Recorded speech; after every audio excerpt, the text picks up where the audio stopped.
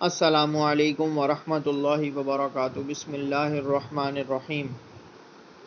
قرآن و حدیث کی روشنی میں اسلامی تاریخ۔ حضرت نوح علیہ السلام۔ حضرت آدم علیہ السلام کی وفات کے 1000 برس تک لوگ اللہ تعالیٰ کی توحید پر قائم تھے۔ پھر بعض نیک بندوں کے انتقال کے بعد لوگوں نے ان کے مجسمے بنا لیے اور دھیرے دھیرے ان کی پوجا شروع ہو گئی۔ اس طرح پورے عرب و عجم میں شرک و بت پرستی کی بنیاد پڑ گئی۔ جب لوگ اللہ تعالیٰ کی عبادت چھوڑ کر شرک و بت پرستی میں مبتلا ہو گئے تو ان کی ہدایت کے لیے اللہ تعالیٰ نے حضرت نوح علیہ السلام کو نبی رسول بنا کر بھیجا۔ حضرت نوح علیہ السلام کا شمار دنیا کے عظیم ترین انبیاء میں ہوتا ہے۔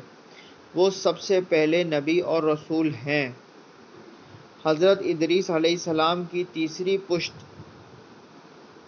میں حضرت آدم علیہ السلام کی وفات کے 1025 سال بعد دجلہ و فرات کی وادی کے درمیان ملک عراق میں پیدا ہوئے۔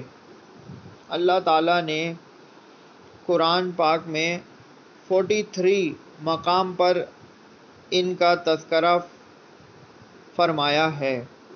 اللہ تعالیٰ ہم سب کو نیک ہدایت دے۔ میرے چینل کو لائک کیجیے، شیئر کیجیے، سبسکرائب کیجیے۔ جزاک اللہ خیرہ۔